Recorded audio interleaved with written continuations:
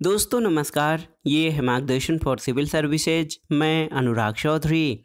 दोस्तों, नागरिक शास्त्र अथवा राजनीति विज्ञान से संबंधित महत्वपूर्ण प्रश्नों के एग्जाम बूस्टर श्रृंखला में इस वीडियो में प्रस्तुत है संप्रभुता तथा बहुलवाद से संबंधित महत्वपूर्ण प्रश्नों का रिवीजन, जो आपके आगामी परीक्षाओं जैसे TGT, PGT, LT grade, government inter college प्रवक्ता, गवर्नमेंट डिग्री कॉलेज, उच्चतर शिक्षा असिस्टेंट प्रोफेसर, केंद्रीय विद्यालय संगठन और नेट जेआरएफ आदि परीक्षाओं के लिए बहुत ही उपयोगी है। तो आइए शुरू करते हैं आज का वीडियो संप्रभुता तथा बहुलवाद से संबंधित महत्वपूर्ण प्रश्नों का एग्जाम बूस्टर। पहला प्रश्न है दोस्तों, संप्रभुता का अधिवास निश्चित मानव श्रेष्ठ में होता है, ये कथन किसका है? बहुत ही महत्वपूर्ण प्रश्न है दोस्तों। संप्रभुता का अधिवास निश्चित मानव श्रेष्ठ में होता है, ये कथन ऑस्टिन का है।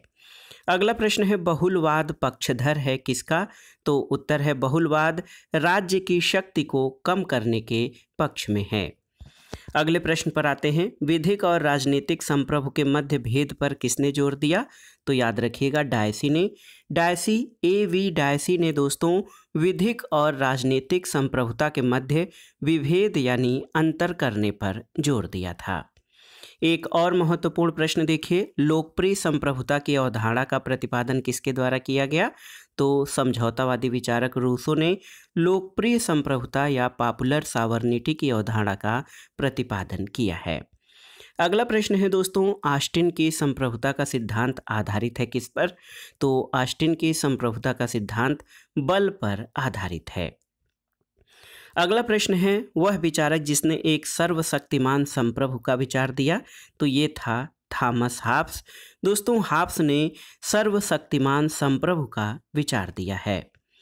अगला प्रश्न है, एक परिभाषा है संप्रभुता की, आप देख सकते हैं कि संप्रभुता नागरिकों और प्रजाजनों के ऊपर विधि द्वारा अमर्यादित राज्य की सर्वोच्च शक्ति है। ये वक्तव्य या कथन किसका है? तो ये बोदा का कथन है। बोदा कहता है संप्रभुता नागरिकों तथा प्रजाजनों के ऊपर राज्य की सर्वोच्च शक्ति है। अगले प्रश्न पर आते हैं दोस्तों, संप्रभुता के कानूनी सिद्धांत के प्रतिपादन का श्रेय किसे दिया जाता है? तो उत्तर है ऑस्टिन। ऑस्टिन ने संप्रभुता के कानूनी सिद्धांत का प्रतिपादन किया है। अगला प्रश्न है, किंतु प्रत्येक व्यक्ति जानता है कि संसद राजा को ऑस्टिनवादी अर्थ में संप्रभुता संपन्न संस्था समझना असंगत है, ये कथन किसका है? तो ये लास्की का कथन है। दोस्तों देखिए, आपसे पूछा गया है कि कौन बहुलवादी विचारक नहीं है? तो ऑस्टिन जो है बहुलवादी विचारक नहीं है, ये संप्रभुता से संबंधित विचारक है। अगला प्रश्न एक परिभाषा है, देखिए, चूंकि समाज का स्वरूप संघात्मक है इसलिए सत्ता का स्वरूप भी संघात्मक होना चाहिए, ये किसने कहा है? तो ये लास्की की परिभाषा है। समाज का स्वरूप संघात्मक है इसलिए सत्ता का स्वरूप भी संघात्मक होना चाहिए। अगला प्रश्न है, बहुलवादी महत्व देते हैं किसको? तो बहुलवादी समूह और संगठनों को भी महत्व देते हैं, क्योंकि इनका मानना है कि राज्य एकमात्र सर्वोच्च या एकीकृत संस्था नहीं है, बल्कि अन्य समुदाय, समूह और संगठन होते हैं जिनमें संप्रभुता या शक्ति निहित होती है। अगला प्रश्न है दोस्तों, संप्रभुता के अद्वैतवादी सिद्धांत या एकलवादी सिद्धांत के प्रतिपादक कौन है? तो आप जान लीजिए ऑस्टिन। ऑस्टिन संप्रभुता के अद्वैतवादी या एकलवादी सिद्धांत के प्रतिपादक हैं। अगले प्रश्न पर आते हैं दोस्तों, वैध संप्रभु वह निश्चित सत्ता है जो राज्य के सर्वोच्च आदेशों को वैध रूप में व्यक्त कर सके। वह सत्ता जो दैवी कानून, नैतिक सिद्धांतों तथा जनमत की उपेक्षा कर सके। ये परिभाषा किसने दी है? तो ये गार्नर द्वारा दी गई परिभाषा है। दोस्तों, संप्रभुता का कौन सा लक्षण नहीं है, आपसे पूछा गया है, तो आप जान लीजिए विभाज्यता यानी अलगाव जो है वो संप्रभुता का लक्षण नहीं है। संप्रभुता सर्वोच्च होती है और ये सार्वभौमिक होती है, अधेय होती है और अपृथक्करणी होती है। विभाज्यता इसकी विशेषता नहीं है। अगला प्रश्न है, संप्रभुता के बहुलवादी सिद्धांत के समर्थक कौन नहीं है? तो बोदा दोस्तों संप्रभुता के बहुलवादी सिद्धांत के समर्थक नहीं हैं। एक और बहुत ही महत्वपूर्ण प्रश्न है कि ऑस्टिन ने अपनी किस पुस्तक में संप्रभुता के सिद्धांत की व्याख्या की है? तो ये है लेक्चर्स ऑन ज्यूरिस्प्रूडेंस यानी विधि शास्त्र पर व्याख्यान। विधिशास्त्र पर व्याख्यान पुस्तक ऑस्टिन की है और इसमें उसने संप्रभुता के सिद्धांत की व्याख्या की है। अगला प्रश्न है दोस्तों, ऑस्टिन के संप्रभुता सिद्धांत के कटुतम आलोचक कौन है? तो सर हेनरी मेन। और कौन सी संप्रभुता का प्रकार नहीं है? तो निहित और अस्पष्ट संप्रभुता दोस्तों, ये संप्रभुता का प्रकार नहीं है। अगला है कि संप्रभुता एक सामाजिक अनुबंध का निर्माण है और वह संप्रभु व्यक्ति या सभा है जो सामान्य उद्देश्य के लिए वसीयत के लिए अधिकृत है। ये तर्क किसने दिया था? तो ये थॉमस हॉब्स का तर्क है। और अपने समझौता सिद्धांत में वो ये कहता है कि मैं अपने अधिकार और शक्तियां इस व्यक्ति को समर्पित करता हूं कि तुम भी अपने सभी अधिकार और शक्तियां उस व्यक्ति को समर्पित कर दो। तो कुल मिलाकर जिस व्यक्ति या संस्था को शक्तियां सौंपी गई, हॉब्स उसको जो है असीमित संप्रभुता का वाहक मानता है। अगला प्रश्न है दोस्तों, विश्व व्यवस्था का जितना ज़्यादा अंतर्राष्ट्रीयकरण हुआ है, संप्रभुता संपन्न राज्य की ज़रूरत उतनी ही बढ़ी है। इस विरोधाभास के बारे में कौन बताता है? तो ये विचारक हैं पॉल हर्स्ट। पॉल हर्स्ट का कहना है कि विश्व व्यवस्था का जितना ज़्यादा अंतर्राष्ट्रीयकरण हुआ है, संप्रभुता संपन्न राज्य की ज़रूरत उतनी ही बढ़ी है। अगला प्रश्न है दोस्तों, ऑस्टिन की संप्रभुता की अवधारणा पर बहुलवादी आक्षेप क्या है? तो उत्तर है संप्रभु निर्धारित नहीं है। एक महत्वपूर्ण पुस्तक है ग्रामर ऑफ पॉलिटिक्स। दोस्तों देखिए, ग्रामर ऑफ पॉलिटिक्स के लेखक कौन हैं? तो H.J. लास्की यानी Herald Joseph Laski grammar of politics पुस्तक के लेखक हैं। अगला प्रश्न है कि राज्य अन्य समुदायों की तुलना में श्रेष्ठ है, क्यों? तो क्योंकि उसके पास दंडकारी शक्ति है, इसीलिए राज्य अन्य समुदायों की तुलना में श्रेष्ठ है। एक महत्वपूर्ण परिभाषा है कि राज्य व्यक्ति का बृहद स्वरूप है, तो ये प्लेटो का कथन है। और राज्य क्या नहीं है? तो दोस्तों संयुक्त राष्ट्र संघ जो है वो राज्य नहीं है, क्योंकि राज्य के 4 आवश्यक तत्व हैं: जनसंख्या, भूभाग, सरकार और संप्रभुता। तो संयुक्त राष्ट्र में जो है संप्रभुता नहीं है, ये संप्रभुता राज्य में होती है, इसलिए संयुक्त राष्ट्र को राज्य नहीं कहा जा सकता है। अगला प्रश्न है, संप्रभुता के अद्वैतवादी सिद्धांत का श्रेय किसे दिया जाता है? तो संप्रभुता के अद्वैतवादी या एकलवादी सिद्धांत के प्रतिपादन का श्रेय जॉन ऑस्टिन को दिया जाता है। अगले प्रश्न पर आते हैं दोस्तों, राज्य के पास दंडकारी शक्ति का एक अधिकार है, ये मत किसका है? तो ये लास्की का मत है। संप्रभुता की अवधारणा मुख्यतः किस प्रकार की है? तो याद रखिएगा, संप्रभुता मुख्यतः वैधानिक अवधारणा है। संप्रभुता की विशेषताएं कौन सी हैं? तो अस्थायित्व और सार्वभौमिकता। इसके अलावा दोस्तों संप्रभुता जो है ये सार्वभौम होती है और अपृथककरणी और अदेय होती है। जन संप्रभुता यानी पॉपुलर सॉवरेनिटी के व्याख्याता कौन थे? तो रूसो को संप्रभुता के किस सिद्धांत का जनक माना जाता है? तो रूसो को संप्रभुता के लोकप्रिय संप्रभुता सिद्धांत का जनक माना जाता है। अगला प्रश्न सुमेलन से संबंधित है। असीमित संप्रभुता का प्रतिपादन हॉब्स ने किया है, सीमित संप्रभुता का प्रतिपादन जॉन लॉक ने, बहुलवादी संप्रभुता के प्रतिपादक लास्की हैं और एकलवादी संप्रभुता का सिद्धांत जो है वो ऑस्टिन के साथ जुड़ा हुआ है। अगला प्रश्न है कि संप्रभुता के एकत्ववादी सिद्धांत का प्रतिपादन किसने किया है? तो ऑस्टिन ने। और देखिए, वह देश जिसके चिंतकों में संप्रभुता को सरकार के एक अंग के रूप में निहित करने की सामान्य प्रवृत्ति है, तो ये इंग्लैंड के विचारकों में। संप्रभुता की एकलवादी या अद्वैतवादी धारणा किसकी प्रधानता स्वीकार करती है? तो उत्तर है निश्चित अधिकारी या निश्चित मानव श्रेष्ठ, जिसमें संप्रभुता निवास करती है। तो याद रखिएगा, संप्रभुता की एकलवादी या अद्वैतवादी धारणा निश्चित अधिकारी या निश्चित मानव श्रेष्ठ की प्रधानता को स्वीकार करती है। अगला प्रश्न है, ऐसे विचारक बताइए जो संप्रभुता की व्याख्या करते हैं। तो बोदा, ग्रोसियस और ऑस्टिन ने संप्रभुता की व्याख्या की है। अगला प्रश्न है दोस्तों, बहुलवाद ऑस्टिन के संप्रभुता सिद्धांत का क्या है, समर्थक या विरोधी? तो उत्तर है बहुलवाद ऑस्टिन के संप्रभुता सिद्धांत का विरोधी है। और एक प्रकार से देखा जाए तो संप्रभुता के एकत्ववादी सिद्धांत या एकलवादी सिद्धांत के विरोध स्वरूप ही बहुलवाद का उद्भव हुआ है। अगला प्रश्न है, स्वयं पर, स्वयं के शरीर और मस्तिष्क पर व्यक्त संप्रभु है, ये कथन किसका है? तो ये जॉन स्टुअर्ट मिल का कथन है। संप्रभुता शब्द का प्रयोग सबसे पहले किसके द्वारा किया गया? तो बोधा के द्वारा दोस्तों सबसे पहले संप्रभुता शब्द का जो है प्रयोग और व्याख्या की गई थी। संप्रभुता की धारणा का निरूपण सबसे पहले किसने किया? तो जीन बोधा ने। और संप्रभुता शब्द के उद्भव में योगदान है किसका? तो ये लैटिन भाषा का। और आप जानते हैं कि संप्रभुता शब्द सुपर प्लस एनस से मिलकर बना है, जिसको इंग्लिश में सावर्निटी कहते हैं, और इसका अर्थ सर्वोच्च सत्ता होती है।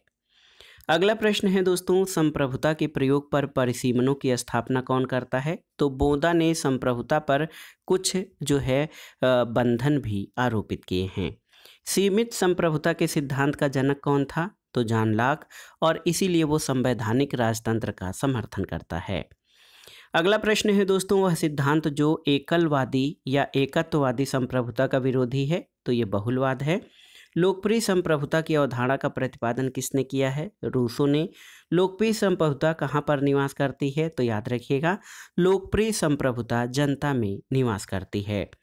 अगला प्रश्न है, लोकप्रिय संप्रभुता की अवधारणा क्या है? तो लोग राजनीतिक और विधिक सत्ता के स्रोत होते हैं, लोकप्रिय संप्रभुता के सिद्धांत की मान्यता है। अगला प्रश्न है, सार्वजनिक संप्रभुता निवास करती है किसमें? तो ये जनता में निवास करती है। और देखिए, रूसो द्वारा प्रतिपादित सामान्य इच्छा के सिद्धांत में संप्रभुता का कौन सा स्वरूप प्रकट होता है? तो उत्तर है जन संप्रभुता। याद रखिएगा, रूसो द्वारा प्रतिपादित जो सामान्य इच्छा का सिद्धांत है उसमें संप्रभुता का जन संप्रभुता का स्वरूप प्रकट होता है। और रूसो सामान्य इच्छा की व्याख्या करते हुए कहते हैं कि सामान्य इच्छा व्यक्ति की उन इच्छाओं का योग है जिसका उद्देश्य मानव हित या मानव कल्याण होता है। अगला प्रश्न है दोस्तों, परंपरागत संप्रभुता के विचार का बहुलवादी विरोध करते हैं, क्यों? तो इसका कारण ये है कि बहुलवादियों का मानना है कि दूसरे संगठन और समुदाय भी उतने ही महत्वपूर्ण हैं जितना कि राज्य होता है। अगला प्रश्न है दोस्तों, भारतीय संविधान में तथ्यात्मक संप्रभुता किसमें निवास करती है? तो उत्तर है जनता में। और वह तत्व जो राज्य को अन्य समुदायों और संगठनों से अलग करता है वो संप्रभुता है, क्योंकि संप्रभुता जो है राज्य का प्राण तत्व या मूल तत्व होता है। बिना संप्रभुता के राज्य नहीं रह सकता है। अगला प्रश्न है, बहुलवादी किसकी वकालत करते हैं? तो समुदायों की स्वायत्तता की वकालत करते हैं बहुलवादी। देखिए, बहुलवाद के सिद्धांत का कौन सा विचारक समर्थक नहीं है? तो थॉमस हॉब्स बहुलवाद का नहीं बल्कि संप्रभुता के निरंकुश सिद्धांत का प्रतिपादक है। एक परिभाषा पूछी जाती है, संप्रभुता राज्य की सर्वोच्च इच्छा है, ये कथन किसका है? तो ये बिलोबी का कथन है। दोस्तों, जो विचारक राज्य को संघों का संघ यानी एसोसिएशन ऑफ एसोसिएशंस मानते हैं उन्हें कौन से विचारक कहा जाता है? तो उन्हें बहुलवादी विचारक कहा जाता है, जो विचारक राज्य को संघों का संघ मानते हैं। अगला प्रश्न है, वैधानिक संप्रभुता के पीछे एक राजनीतिक संप्रभु की खोज की कोशिश संप्रभुता की समूची धारणा को खत्म कर देती है और संप्रभुता को प्रभावों की सूची मात्र बना देती है। ये कथन किसका है? तो ये गेटेल का कथन है। और अगला देखिए, राजनीतिक संप्रभुता राज्य के उन प्रभावों का समूह है जो कानून के पीछे रहती है। ये गिलक्राइस्ट का कथन है। बाह्य संप्रभुता की अवधारणा किसने दी है? तो ग्रोसियस। दोस्तों, ह्यूगो ग्रोसियस ने बाह्य संप्रभुता की अवधारणा का प्रतिपादन किया है। अगला प्रश्न है, संप्रभु तथा संप्रभुता पद का प्रयोग सबसे पहले किस देश के विचारकों द्वारा किया गया? तो फ्रांस के न्यायविदों द्वारा। और आप जानते हैं कि सबसे पहले बोधा ने, जो कि फ्रांस का निवासी था, उसने संप्रभुता शब्द का प्रयोग किया। तो याद रखिएगा, संप्रभु और संप्रभुता पद का प्रयोग सबसे पहले फ्रांस के न्यायविदों के द्वारा किया गया।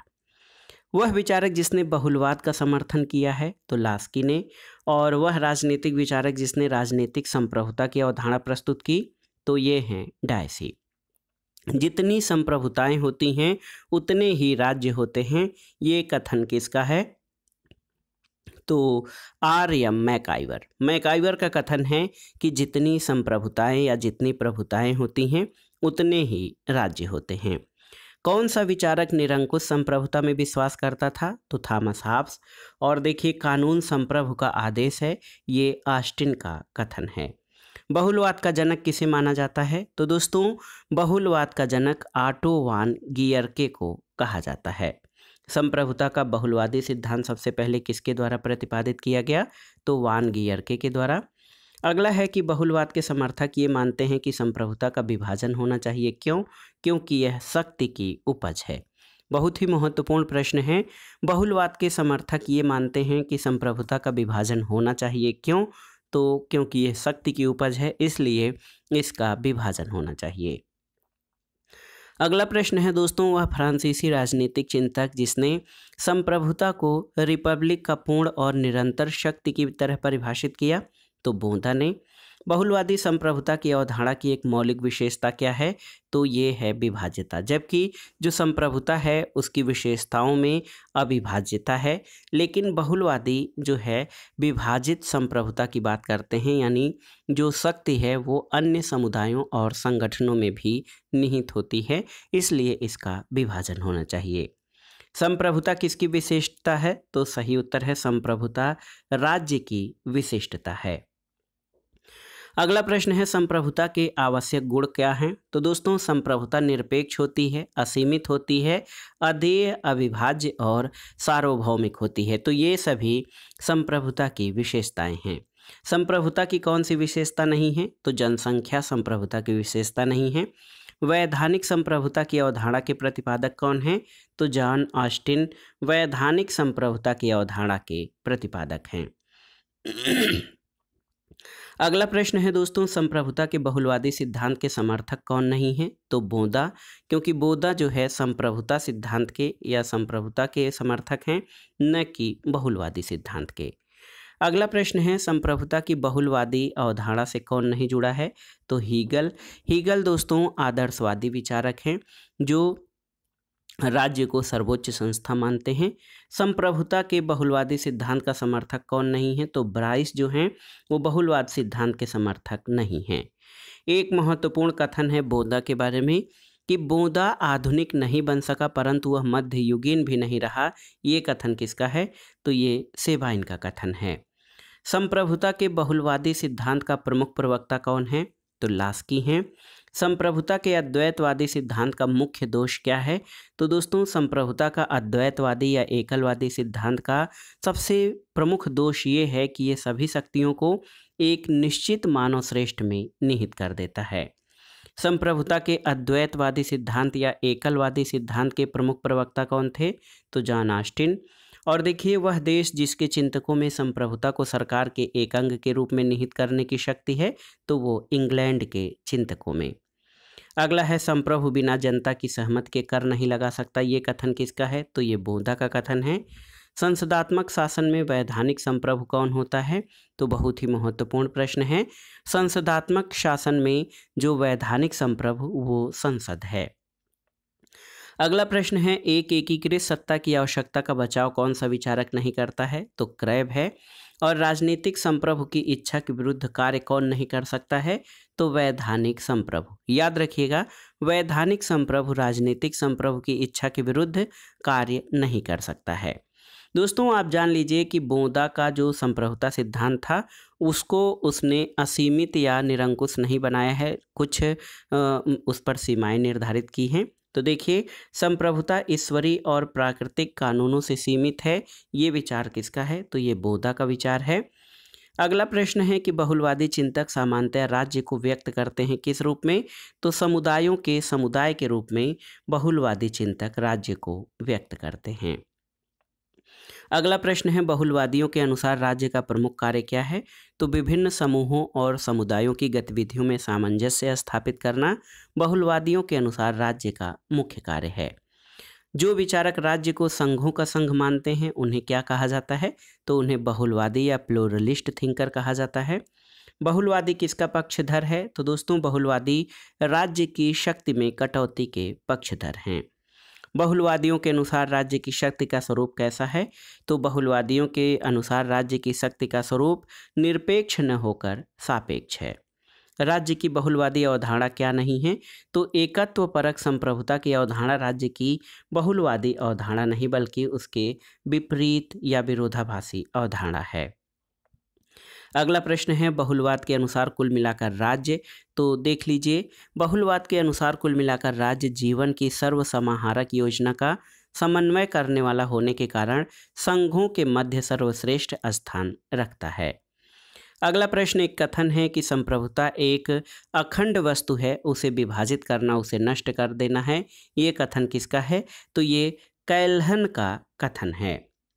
अगला प्रश्न है इस दृष्टिकोण का खंडन किसने किया कि संप्रभुता अविभाज्य है? तो लास्की ने। संप्रभुता नहीं पाई जाती है, तो याद रखिएगा दोस्तों, जनमत में संप्रभुता नहीं पाई जाती है। अगले प्रश्न पर आते हैं दोस्तों। देखिए, यदि संप्रभुता की संपूर्ण धारणा का परित्याग कर दिया जाए तो ये राजनीति विज्ञान के लिए अस्थायी रूप से लाभदायक सिद्ध होगा। ये विचार किसने व्यक्त किया? तो ये लास्की का विचार है। याद रखिएगा, यदि संप्रभुता की संपूर्ण धारणा का परित्याग कर दिया जाए तो ये राजनीति विज्ञान के लिए अस्थायी रूप से लाभदायक होगा। अगला प्रश्न है कि संप्रभुता के सिद्धांत को राजनीतिक सिद्धांत से हटा देना चाहिए। ये कथन किसका है? तो ये क्रैब का कथन है। संप्रभुता के विभाजन के विचार के प्रतिपादक कौन है? तो बहुलवादी।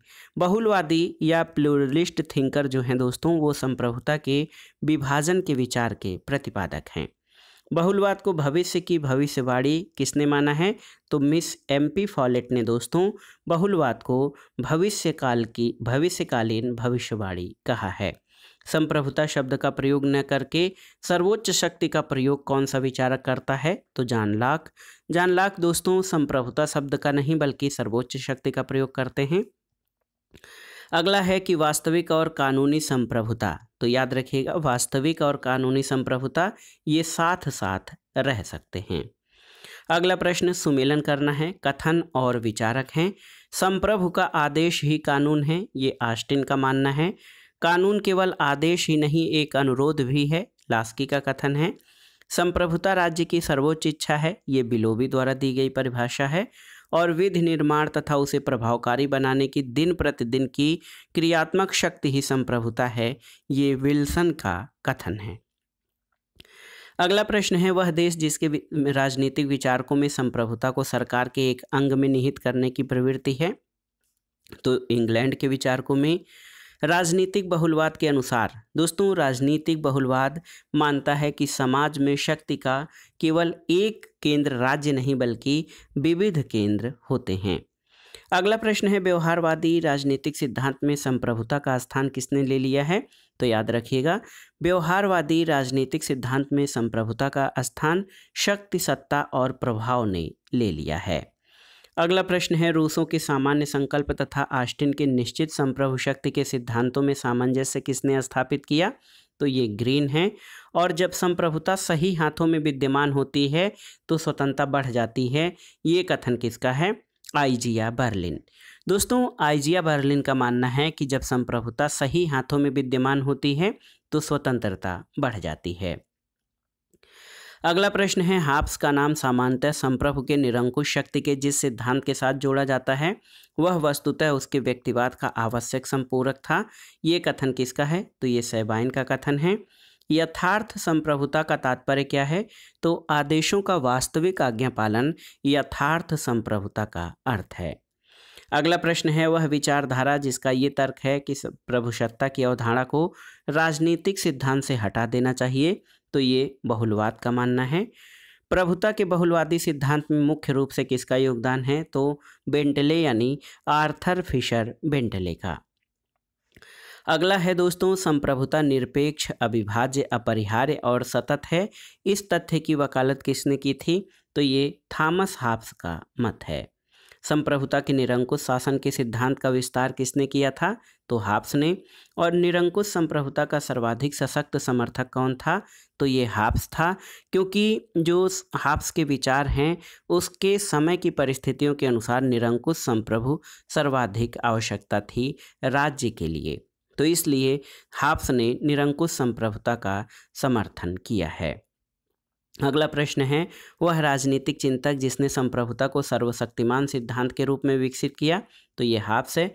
लोकप्रिय संप्रभुता की अवधारणा तो जनता समस्त राजनीतिक और विधिक सत्ता का स्रोत होती है, ये लोकप्रिय संप्रभुता की मान्यता है। अगला प्रश्न है दोस्तों किसी भी समाज के लिए राजनीतिक और स्वतंत्र होने के लिए संप्रभुता एक पूर्व शर्त है। तो ये ऑस्टिन का कथन है। संप्रभुता के विचार का सबसे पहले प्रतिपादन किसके द्वारा किया गया? तो बोंदा के द्वारा। संप्रभुता को एक निश्चित मानव श्रेष्ठ में कौन समाहित करता है? तो ऑस्टिन। वह तत्व जो राज्य को सर्वोच्च संस्था बनाता है, तो ये है संप्रभुता। और बहुलवादी किस में विश्वास करते हैं? तो बिल्कुल दोस्तों, बहुलवादी नाम मात्र की संप्रभुता में विश्वास करते हैं। अगला प्रश्न है, संप्रभुता के सिद्धांत का सबसे पहले प्रतिपादन किसने किया? तो जीन बोधा ने।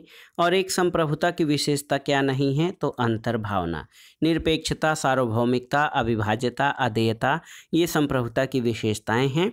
अंतर्भावना इसकी विशेषता नहीं है।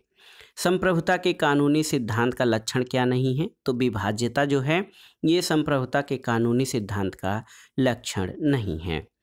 अगला प्रश्न है, ऑस्टिन ने अपने संप्रभुता सिद्धांत का प्रतिपादन अपनी किस पुस्तक में किया है? तो ये है लेक्चर्स ऑन ज्यूरिस्प्रूडेंस पुस्तक में ऑस्टिन ने अपने संप्रभुता सिद्धांत का प्रतिपादन किया है।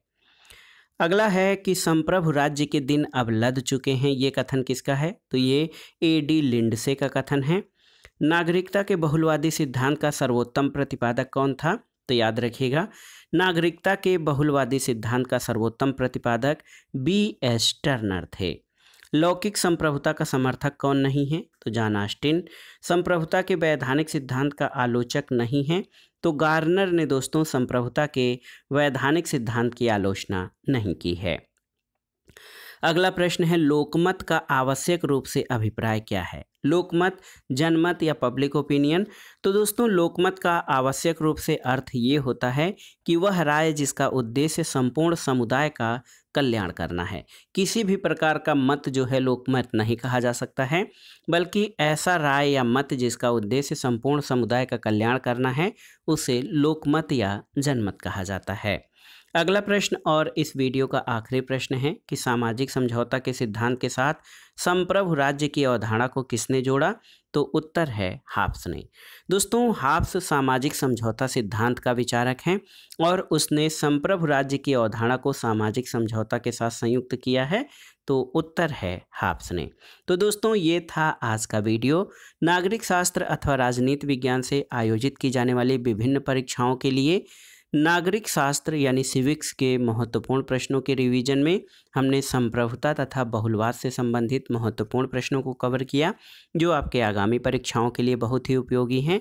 आप इन प्रश्नों को तैयार कर लीजिएगा।